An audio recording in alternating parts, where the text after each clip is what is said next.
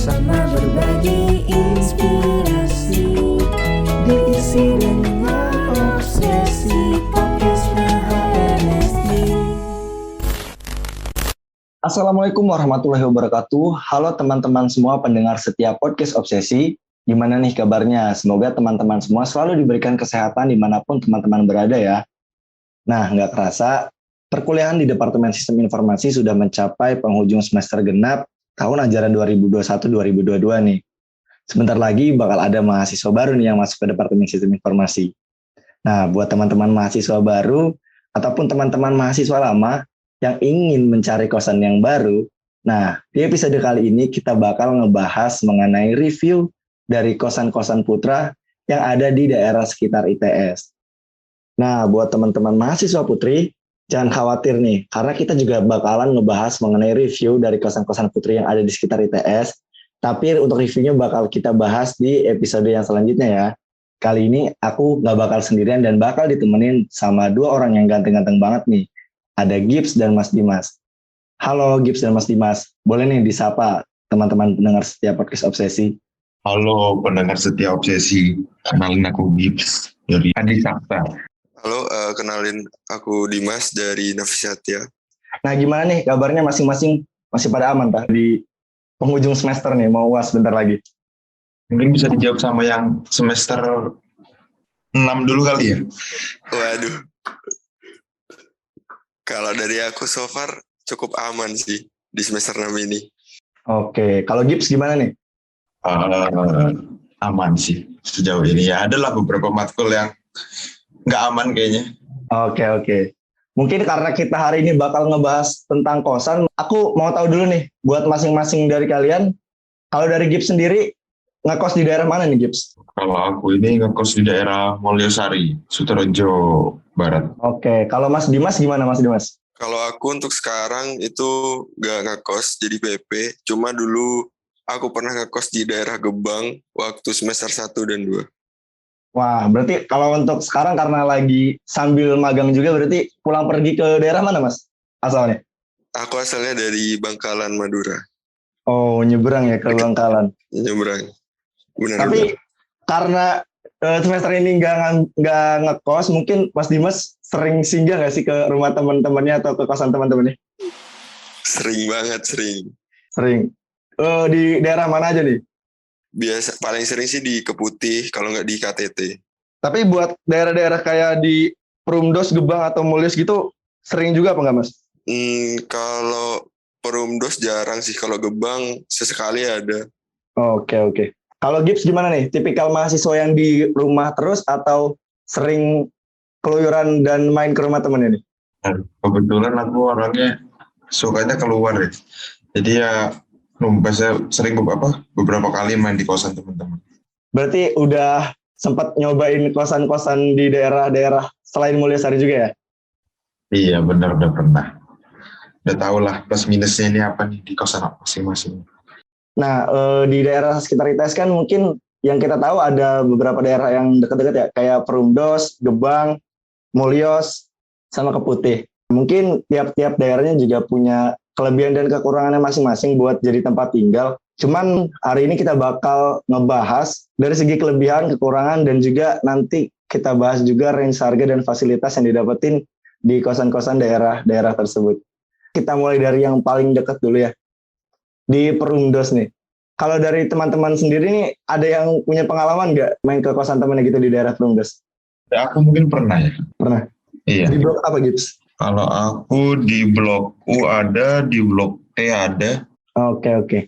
Buat kelebihan dari daerah Perumdos sendiri, ya mungkin karena namanya juga perumahan dosen ya, letaknya ada di dalam ITS sendiri, dan itu mungkin jadi salah satu poin plus yang paling teman-teman yang ngekos di daerah sana cari, yaitu dekat banget sama kampus nih. Kalau di daerah-daerah lainnya ya tentu aja nggak terlalu sedekat daerah Perumdos sih.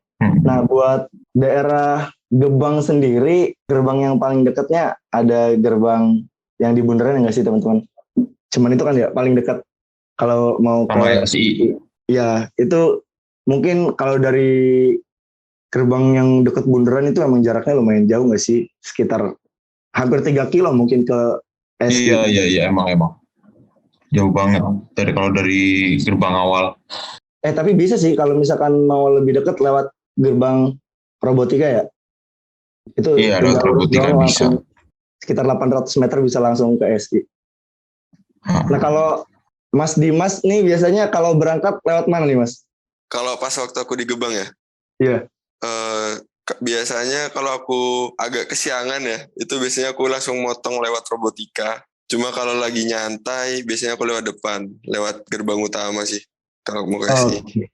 Kalau Gibbs pasti lewat mana sih? Lewat robotika nggak sih Gibbs kalau berangkat Iya, pagi? lewat robotika. Karena percuma ya, kan kalau dari Mulyasari kan, kalau misalkan dari masuk gerbang awal, gerbang utama, buang-buang waktu, buang-buang bensin juga. Bener. Gak kerasa loh, maksudnya kayak kita emang iya sih kayak udah masuk ITS nih, padahal dari gerbang ITS yang utama ke SI jaraknya jauh banget ya, 3 kilo.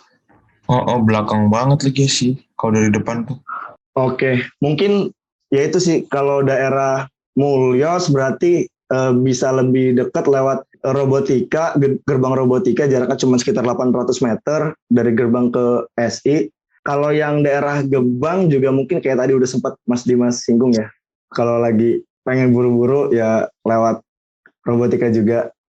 Tapi kalau misalkan lagi nyantai mungkin bisa lewat gerbang utama. Nah kalau buat di daerah Keputih nih, di Keputih ini sebenarnya ada beberapa gerbang sih sebenarnya. Cuman gerbang yang emang sering banget dibuka itu gerbang yang di dekat asrama ya. Iya. Ya benar.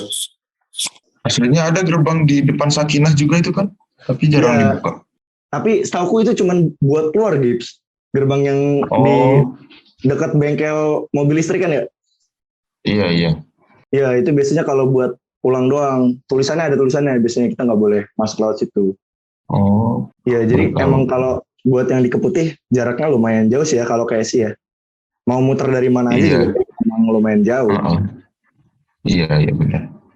Nah mungkin buat Mas Dimas sendiri 2019 waktu masih sebelum pandemi, kalau berangkat dari Keputih pernah lewat ini nggak Mas? Gerbang jembatan Siratal Mustaqim. Pernah pastinya pernah.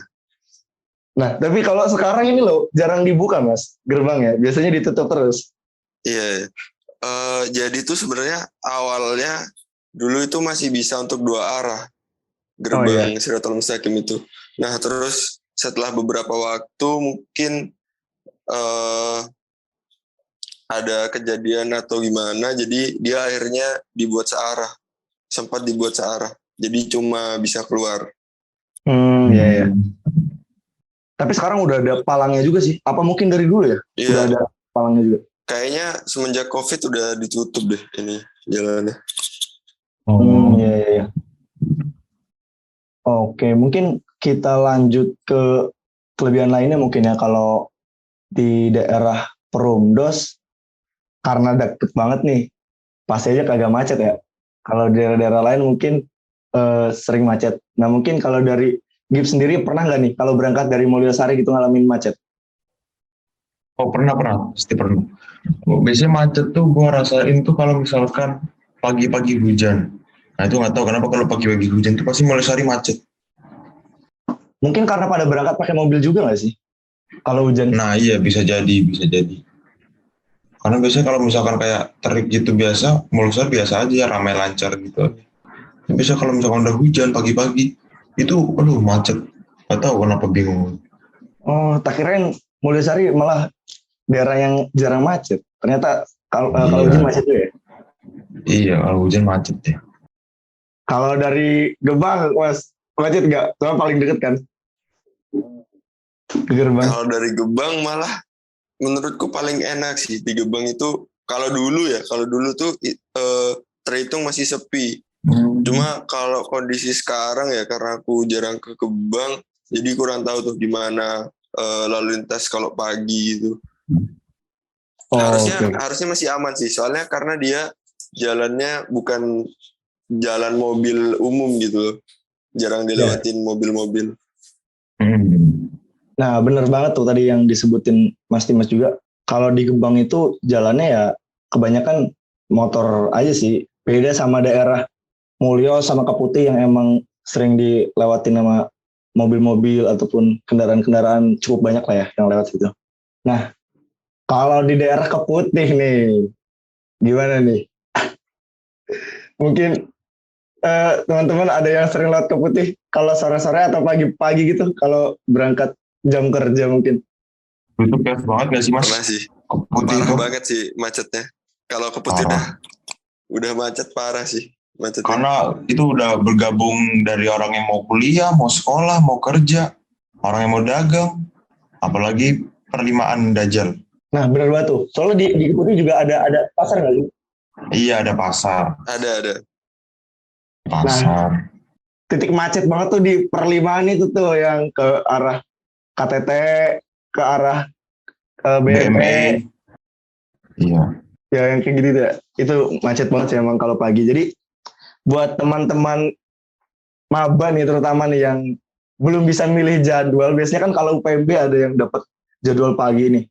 Jam 7 biasanya udah masuk kelas. Nah itu mungkin bisa dipikirin lagi tuh kalau daerah Keputih kalau berangkatnya pas-pasan mungkin bakal kena tuh sama macet. Iya.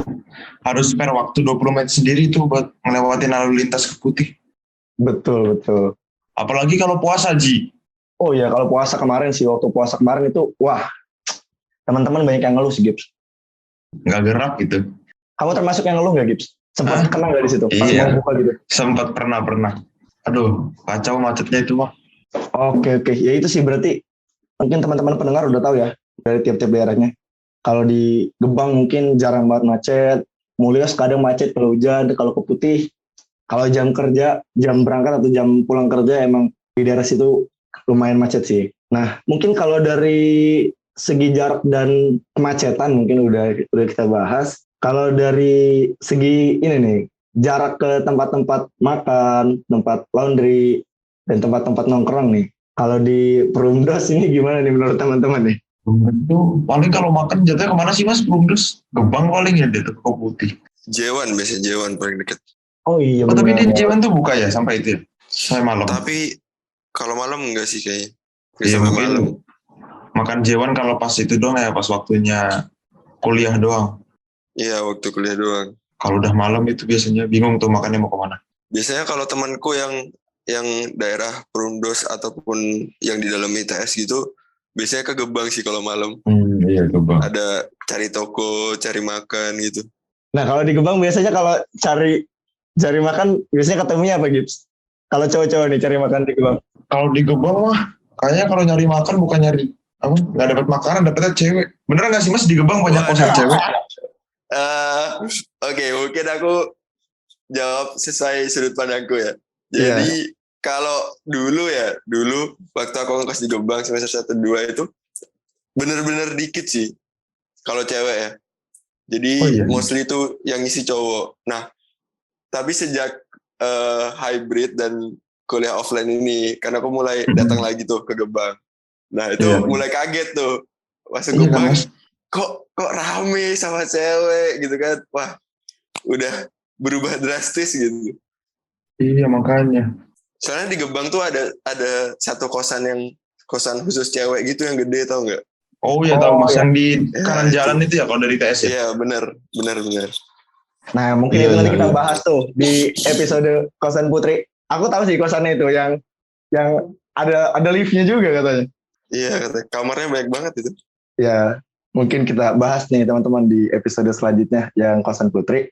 Oh ternyata di Gebang dulu emang sempet banyak cowoknya juga ya. Tak kira loh di Gebang dari dulu emang area kosan cewek-cewek sih. Ternyata emang itu mulai berubah semenjak ada pandemi ya. Nah berarti itu sih kalau di Perumdos cari makan emang agak susah ya. Kalau misalkan malam terutama. Iya harus punya kendaraan lah. Iya harus ada kendaraan ya berarti ya. Atau mungkin bisa masak sendiri sih kalau yang ngekos di Perumdos. Oh iya bisa. Paginya belanja gitu di pasar Keputih ya. Siang sampai malamnya bisa. Udah masak. Emang anak kos banget. Nah kalau di daerah Gebang, wah ini Gebang emang sederetan. Isinya gimana nih makanannya? Mungkin karena aku dulu lama di Gebang ya. Jadi menurutku secara kuliner makanan itu kurang sih kalau di Gebang. kurang. Bervariasi apalagi kalau malam. Ya palingan kayak lalapan, nasi goreng gitu-gitu yang umum lah. Tapi enak gak sih Mas ngekos di Gebang itu Mas, gak butuh kendaraan tuh bisa makan. Makan bisa, belanja bisa, laundry Iya bisa. ya. Biasanya di daerah Gebang Lor tuh. Biasanya kalau keluar jalan tuh nggak jauh, tinggal Iya, jalan deket-deket sama semuanya tuh enak tuh kalau ngekos di Gebang kalau nggak punya kendaraan. Nah, oke. Berarti di Gebang ya itu sih karena emang di jalan itu isinya orang jual makanan, fotokopian, ya nggak sih? Laundry. Oh iya, fotokopian juga tuh Ya laundry banyak. fotokopian kayaknya emang pusatnya kebanyakan di Gebang gitu sih. Iya, Iya putih benar. jarang. Kalau di Mulyos gimana nih Gips? Tipe-tipe makanan yang ada di Mulyos? Aduh, tiba-tiba makan yang ada mulias. Fast food ya guys ya. Wah, ini buat yang hedon gak sih? Iya, buat yang benar-benar nggak mikirin lah kalau setiap mau beli makan. Isinya tuh McD, terus tapi ada yang murah juga dong Ji, ada longso, ayam longso. Iya, tapi sekarang kan udah ada itu, udah ada apa namanya? Hungry juga tuh udah ada. Hokben juga udah ada KFC juga. Kayaknya Mulyos kalau dari segi pemenuhan kebutuhan nih tempat-tempatnya emang cukup lengkap juga sih ya. Semua kayaknya Benar ada sih. gitu. Tapi emang rada itu aja sih, rada high juga sih. Ada Super Indo juga ada dia. Lengkap mulus Nah, itu. ya. Oh iya, kalau di Perumdas tuh rada susah ya. Paling deket ya ke daerah Keputih kalau mau belanja. Iya, atau enggak Kmart. Kmart juga bukanya sampai jam berapa doang? Tutup. Kalau udah malam atau udah sore udah tutup. Ya itu berarti jadi kekurangan daerah Perumdas sih. Walaupun dekat ke kampus Iya. tapi jauh ke mana-mana. Benar. Kecuali mau yang ambis doang ya guys ya, yang di Perumdas. Waduh. Jangan ngomong gini, nanti aku diserang. Tapi yang di Perumdas kalau misalkan ada jeda matkul, mereka bisa pulang dulu nggak sih? Iya. Tapi apa namanya, kalau di Perumdas itu nggak boleh bawa mobil dia. Oh iya, aku baru tahu sih itu. Boleh nggak sih Mas? Temanku ada sih yang bawa mobil. Mungkin itu Oh. tergantung ke tempat kosannya Oh. kali ya. Oh, tergantung ke tempat kosan yang lain. Nah, aku pernah main ke Blok U kalau nggak salah deh. Itu ada tulisannya, anak kos dilarang bawa kendaraan roda 4. Oh iya benar. Aku sempat lihat tulisan itu juga sih. Ya kan? Iya, mungkin ya terbatas ya parkirnya ya. Emang di daerah Perumdas itu. Iya, terbatas. Biasanya juga gabung sama bangunan yang punya pemiliknya gitu.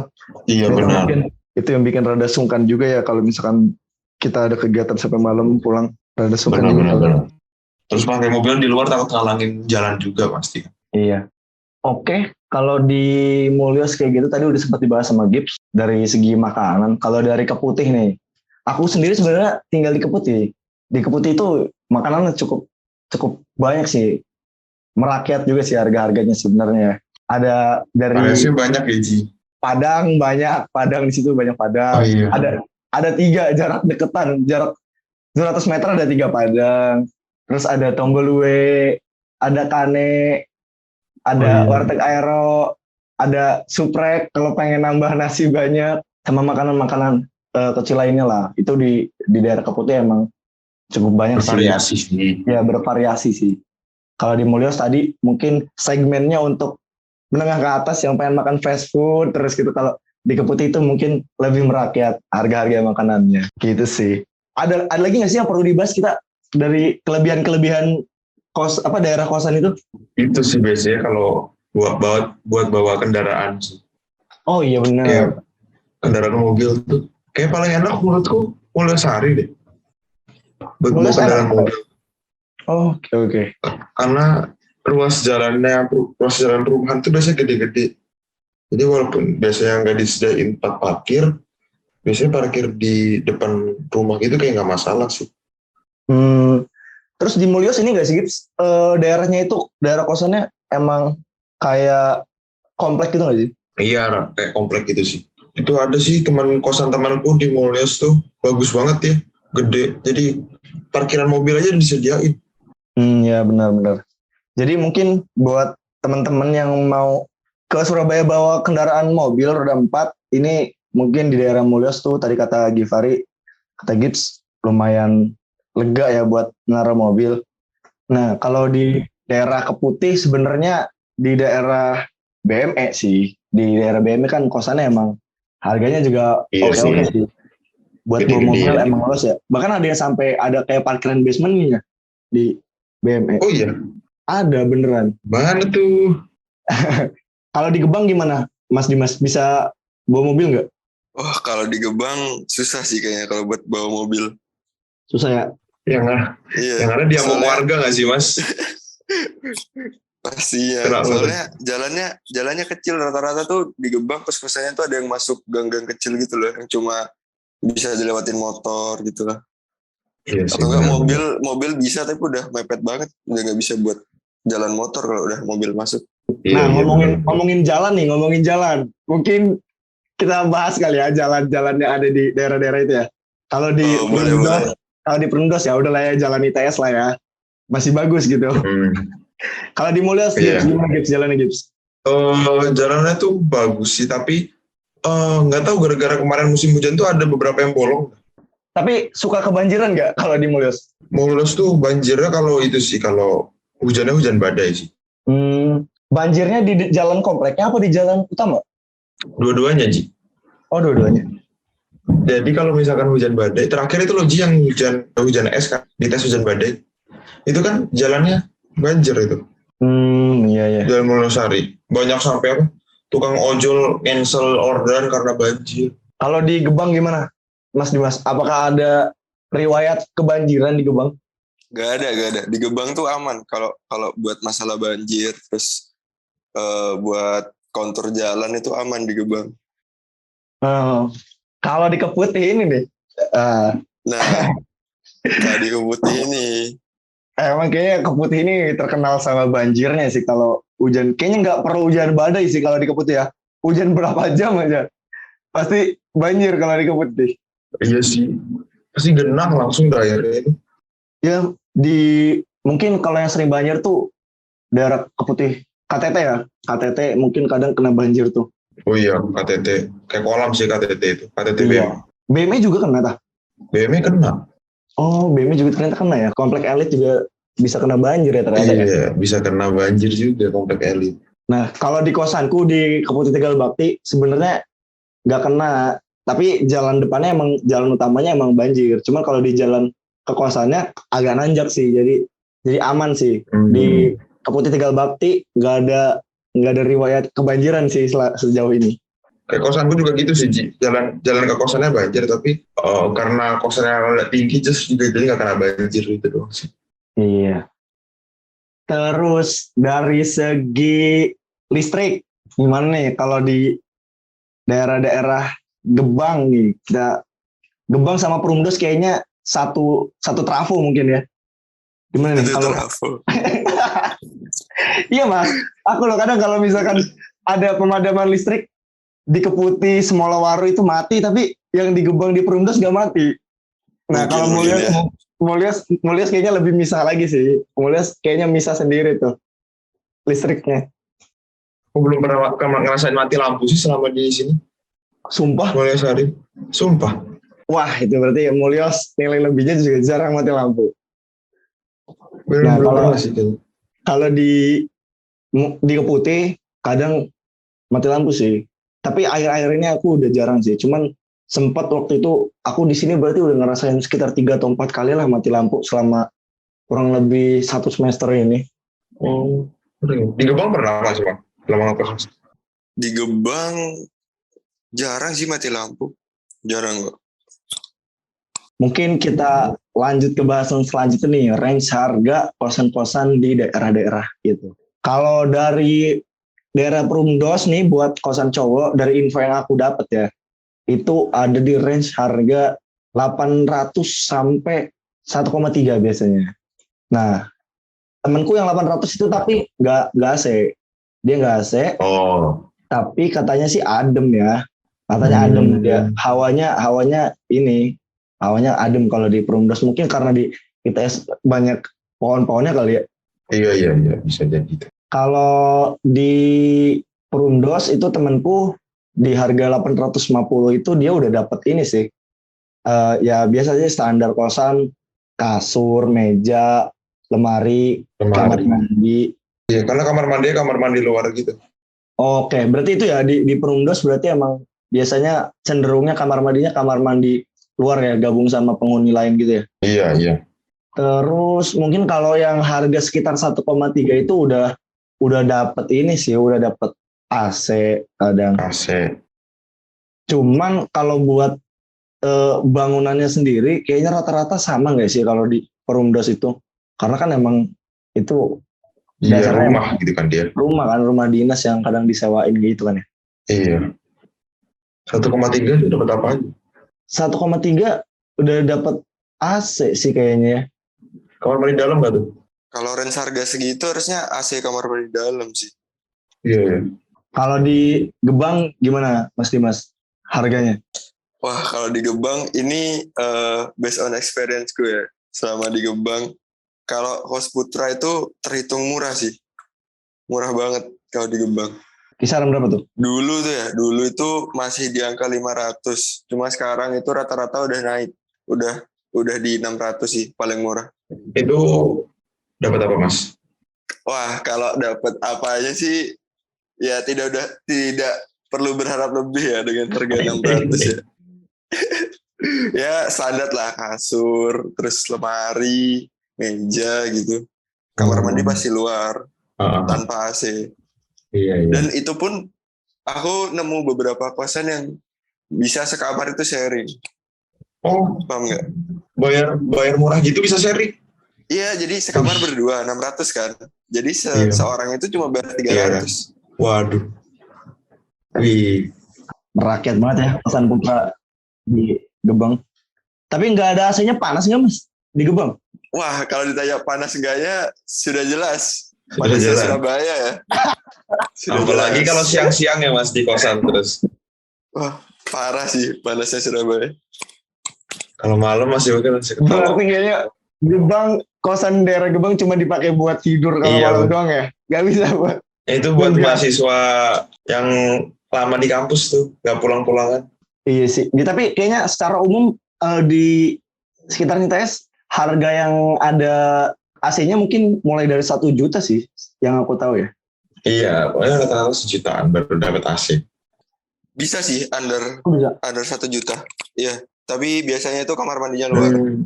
Jadi dia plusnya di AC, cuma dia gak dapat kamar mandi dalam. Itu mungkin bisa di range 700 sampai 900. Oh, wow. Iya. Kalau di Mulyos gimana nih Gibbs? Aduh, di Molas ini agak susah ya nyari yang under 1 juta tuh. Aku paling pernah nemu kosan cewek paling ya, nggak. Yang paling murah, yang aku tahu temanku sendiri 1 juta. Ada temanku cewek. Tapi kosan Tapi itu- cewek. Iya, tapi kosan cewek. Nggak Nah, tahu kenapa ini dia. kosan cewek itu pasti lebih murah nggak sih? Lebih murah. Nah, bener. Iya nggak sih? Nggak tahu kenapa ya. Mungkin yang punya kosan mikir biaya buat maintenance setelah cabut Iya. dari kosan mungkin lebih mahal kali ya. Karena mungkin pemakaiannya dianggap jorok kali mungkin yang cowok. Iya, Padahal sama aja sih kayaknya ya. Tergantung orangnya. Kayak kalau kosan cowok ya Ji, mungkin start range-nya di 1,2-an deh kayaknya. Cowok 1,2 berarti daerah Mulyosari sekitar 1,2 itu Iya, udah mungkin ya. kamar mandi dalam AC. Enggak sih kayaknya. Aku Oh, aja enggak. kosanku 1,4 kamar mandi luar, Tapi udah AC ya? udah AC. AC lah ya. Tapi Mas, ya. iya, tapi plusnya kosanku itu enaknya itu apa ya? Ruang udaranya itu enak gitu loh. Jadi nggak usah dinyalain AC itu nggak pengap gitu. Jadi jendelanya Betul. itu sih yang perlu jadi apa? Kalau nyari kosan tuh. Nah ya itu mungkin salah satu yang dipertimbangin tadi ya, sirkulasi udara itu penting juga ya. Walaupun udah ada AC, adem, tapi kalau udaranya di situ-situ aja mungkin kurang sehat juga buat jangka panjang. Iya betul. Benar. Berarti Mulyosari mungkin sekitar 1,2 sampai atasnya lah ya mungkin. 2. Nah, temanku ada yang paling itu kayak 2,2 dia. Di Molas ada. 2,2 dapat apa aja tuh? 2,2 itu rumahnya gede banget Ji. Apa parkiran mobil, parkiran motor, kamar mandi dalam, AC. Ya emang itu sih emang dia di perumahan elitnya sih. Iya. Tapi di kosan-kosan Mas sama Gibbs ini dulu boleh buat masak apa enggak? Dari aku boleh sih. Oh boleh masak. Aku boleh masak. Kalau Mas Dimas gimana? Kalau dari aku kalau di kosku yang di Gebang dulu itu nggak disediain kompor sih. Tapi kalau misalkan kayak bawa kompor portable sendiri itu ya nggak masalah. Boleh-boleh aja. Iya. Kalau di kosanku nggak boleh, kayaknya nggak boleh masuk deh. Tapi ada dapur Ji. Nah di kosan aku nggak ada gips. Dapurnya cuma buat cuci-cuci doang. Jadi emang kayaknya yang di sini makanan di luar terus deh yang di kosanku. Tapi kalau daerah Keputih lainnya selain kosanku mungkin ada yang boleh. Boleh sih, temenku ada yang masak juga sih di Keputih. Cuman itu ya nggak tahu kenapa kayaknya pemilik kosan yang baru buka kosan belakangan ini mungkin kayaknya cenderungnya itu sih nggak boleh masak kayaknya. Karena mungkin dari segi kebersihan dan keamanan juga ya mungkin ya. Iya. Cuma biasanya khususnya yang cowok sih yang nggak boleh masak. Kalau kosan cewek biasanya boleh. Iya kosan cewek kayaknya pada masak sih teman-temanku juga. Sebenarnya itu ngehemat banget sih ya kalau boleh masak tuh ya. Benar-benar. Masak nasi tuh. Kita tinggal beli lauk kadang kayak gitu. Atau masak lauknya juga makin hemat lah gitu. Atau kalau bisa kalau tengah malam lapar gitu cuma sekedar masak mie aja udah membantu banget sih nggak ngeluarin uang. Nah bener. Asli aku di sini loh pengen makan mie aja beli guys. Parah banget gak sih? Padahal katanya anak kosan itu mie kan. Aku loh harus beli, harus order buat ke warkop minimal. Terus kita lanjut ke daerah Keputih. Keputih ini beragam ya. Tadi udah sempat dibahas. Yang non AC banyak juga di kisaran 600-700 ada. Terus kalau yang ini berdasarkan pengalamanku, aku 1 juta udah kamar mandi dalam, udah dapat meja, dapat lemari gede, dapat kasur, AC, ya kamar mandi dalam juga sih. Cuman emang kalau kosanku ini ukurannya lebih kecil, nggak bisa buat cuci-cuci yang ini sih, cuci-cuci kayak piring kayak gitu lah ada. Iya. Ya, jadi beneran kayak cuman kamar gitu, kamar dan ada kamar mandinya di dalam gitu. Tapi kalau pengen yang luas lagi mungkin bisa dinaikin harganya. Aku sih setauku ada di sekitar 1,2, 1,4 sampai 1,4 itu biasanya udah dapat yang lebih luas dari aku sih. Iya sih. Mungkin kalau bisa dikasih ukuran, kalau kosanku kayak sekitar 4x3 sih. Ya berarti ruang free-nya buat sholat lah bisa gitu ya. Bisa sih, tetap bisa buat sholat. Nah tapi buat fasilitas yang barengannya dapat ini ruang kumpul gitu, ada TV-nya, ada kipasnya, terus wifi ya udah pasti ya. Walaupun sebenarnya wifi dari kosan nggak bisa diandelin ya. Kalau di pengalaman Mas Dimas sama Gibbs gimana nih? Dari Mas Dimas wifi, seputar wifi gimana? Yang tadi murah-murah itu ada wifi-nya tak? Oh, kalau aku dulu wifi itu gak include dari kosan, tapi karena dulu kosan itu tuh, jadi kosannya tuh emang rata-rata tuh anak Bangkalan semua, jadi kita kayak patungan gitu buat masang wifi sendiri. Dan itu masang yang emang kecepatannya lumayan besar sih, jadi lancar. Nambah berapa ya? Nambah sekitar 30-40-an per bulannya. Oh ya, lumayan buat ya. wifi-nya. Ya lumayan berarti ya. Buat sebulan gitu 40.000. Ya itu sih kalau di Keputih, kalau yang pengen lebih elit lagi mungkin di BME bisa bawa mobil. Terus juga ada sih temanku di BME cowok kosan harga 2 juta, kamar mandinya ada water heaternya juga. Wih.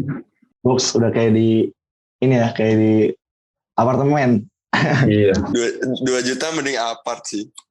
Iya sih ya, iya ya. Ada kan ya 2019 juga ada yang di apart kan ya Mas Dimas? Ada. Di Puker ada, Edu City ada, terus di SRD juga ada.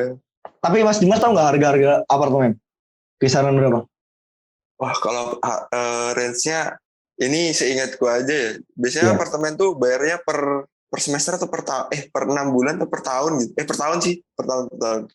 Per tahunnya itu tergantung sih, kayak tergantung kamarnya itu kamar studio atau double bedroom.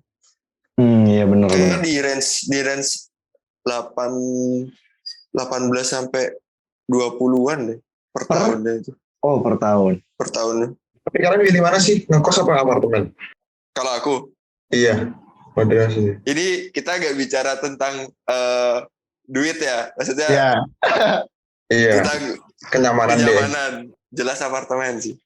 Cuma minusnya apartemen itu pasti gak enak kalau misalkan kita mau beli makan, mager turun, terus mager Iya. keluar gitu-gitulah. Cuma kalau dari segi kayak privacy terus kenyamanan, the best apartemen. Iya. Benar. Tapi kayaknya kalau apartemen, kalau kita di apartemen kayaknya jadiin base camp gak sih sama teman-teman? Kayak temen Mas 2019 juga ada kan ya yang sering dijadiin base camp. Ada. Ya begitulah buat harga-harga kosan di sekitar ITS. Yang pasti secara umum fasilitas-fasilitas yang didapetin ya udah dapet lemari pasti, meja buat belajar, kadang ada yang dapat rak, ada yang ya dapat kasur. Nah buat kamar mandi dalam atau kamar mandi luar mungkin balik lagi ke ini sih, tergantung orangnya sih. Kalau pengen nurunin harga buat kamar mandi luar gitu buat barengan cuma kalau pengen lebih privacy mungkin bisa kamar mandi dalam gitu. Nah mungkin kalau buat yang ngontrak nih, menurut Gibbs sama Mas Dimas gimana nih? Ngontrak itu lebih lebih menguntungkan apa malah gak enak ya? Waduh, kalau dari aku ya, sebenarnya temanku gak banyak sih yang ngontrak, cuma adalah beberapa. Kalau ngontrak itu sebenarnya balik lagi ke teman satu kontrakannya itu. Bisa kan kalau misalkan lebih ke ini sih pribadinya gitu, dia bersih atau enggak, kayak lebih ke orangnya jorok atau enggak gitu.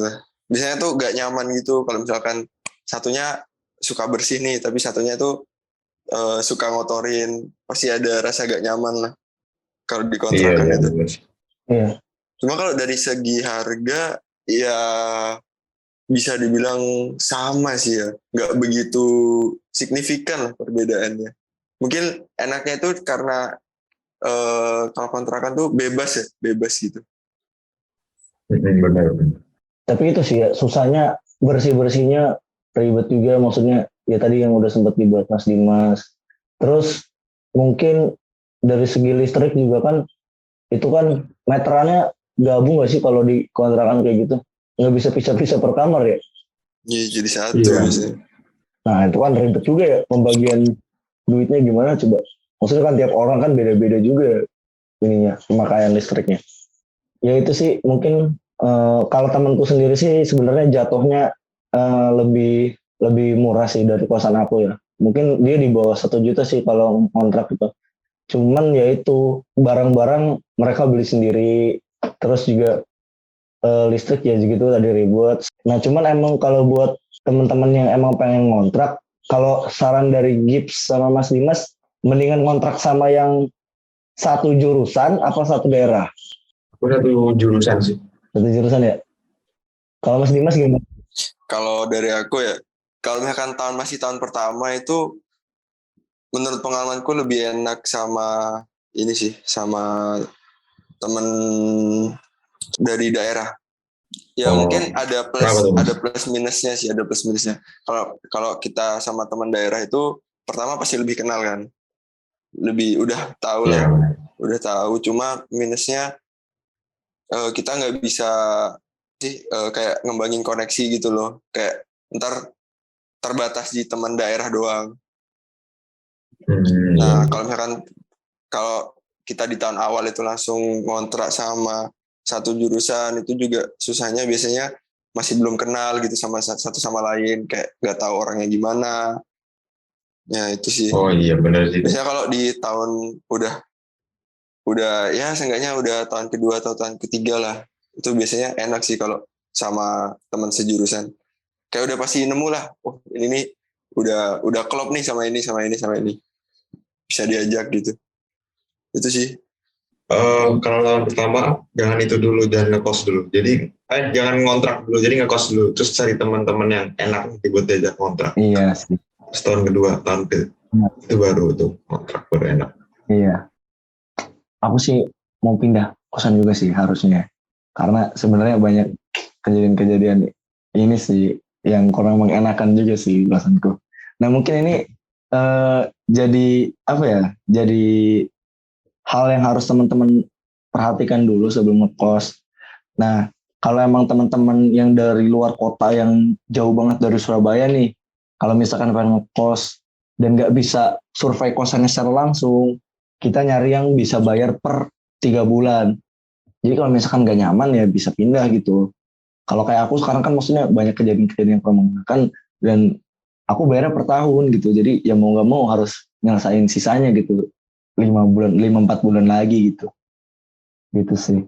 Kalau dari Gibbs gimana nih? Ada tips lain gak Gibbs? Kayaknya kalau aku mending kalau kos itu harus datang ke tempatnya sih. Iya sih ya. Terus biasanya perhatiin itu. Selain perhatiin tadi sirkulasi udara, sinyal tuh perhatiin juga tuh sinyal. Benar. Apalagi anak SI ya maksudnya. Penting Kalau nggak di gitu. kampus kan nugas juga kan butuh internet Iya. yang cukup ini ya cukup bagus harusnya. Terus parkiran motornya juga tuh. Apalagi yang bisa parkir motor sempit itu kan kalau mau keluar harus kayak hubungin teman dulu nih motornya keluarin dulu itu kan ribet gak enak. Kalau Mas Dimas gimana Mas Dimas? Ada tips nggak nih buat teman-teman yang lagi cari kosan? Mungkin buat tips nyari kosan ya. Biasanya tuh balik lagi yang kalian butuhin tuh apa. Pertama pertimbangannya kayak misalkan lebih ke harga. Kalau harga sih kalau emang budgetnya di range 400 sampai 700 ya biasanya paling banyak tuh di Gebang sama Keputih sih. Tapi kalau misalkan emang kalian gak mikir budget, lebih mikir kenyamanan kosan kayak ngerti Surabaya panas, butuh AC gitu. Itu balik lagi banyak pertimbangannya, entah itu dari jauh dekat ke kampus atau jauh dekat ke tempat makan, tempat nongkrong. Dan itu emang harus survei langsung sih kalau emang benar-benar pengen tahu gimana kondisi kosannya. Oke, kalau dari aku ini berdasarkan pengalamanku sendiri, mungkin di awal sebelum kita deal gitu sama kosan itu mungkin pastiin lagi kalau misalkan ada inventaris atau barang-barang di kosan yang rusak, kayak mungkin lampu mati, AC nggak dingin kayak gitu, dipastiin siapa yang siapa yang bayar gitu kalau misalkan mau ada perbaikan atau mau beli baru kayak gitu. Soalnya ini juga jadi masalahku, maksudnya kayak aku ngekos harga 1 juta dapat AC kamar mandi dalam. Aku pikir kalau misalkan ada kerusakan AC kayak pipa bocor yang kan bukan aku gitu ya, pipa bocor sendiri gitu, maksudnya aku nggak tahu juga gimana kan ya. Terus ternyata harus diperbaikin dan biayanya nggak sedikit juga, ternyata kebijakannya emang ngelimpahin ke penghuninya kayak gitu. Nah itu mungkin di awal lebih dipastiin dulu sih sama teman-teman kalau misalkan pengen bayar gitu, pengen deal sama kosannya. Oke, mungkin ada lagi dari teman-teman tips tambahan buat yang lagi cari kosan? Gak tahu sih kalau dari aku cukup ya. Dari Mas Dimas aman? Aman. Cukup. Oke, mungkin kalau misalkan nanti ada tips-tips tambahan terkait mencari kosan dibahas di episode selanjutnya, walaupun bahasannya kosan putri mungkin kurang lebih sama, cuman kita bakal lebih detail kalau di kosan putri kira-kira bedanya apa sih sama kosan cowok kayak gitu. Nah mungkin untuk episode hari ini cukup sampai di situ saja. Terima kasih buat teman-teman yang sudah mendengarkan podcast Obsesi. Jangan lupa untuk dengerin podcast lainnya melalui anchor.fm/hmsi-its dan juga di Spotify di intip.in/podcast-hmsi. Nanti kita bakal tulis linknya di deskripsi video atau deskripsi podcast. Nah, jangan lupa juga buat follow sosial media kita di Instagram yaitu @hmsits, Twitter @hmsits, Line di HMSI-ITS dan Facebook HMSI-ITS. Nah, terima kasih buat Gibbs dan Mas Dimas buat sharing-sharing insight tentang kosan-kosan ini. Iya, makasih juga. Makasih juga. Sampai jumpa para pendengar Obsesi di episode selanjutnya. Dadah.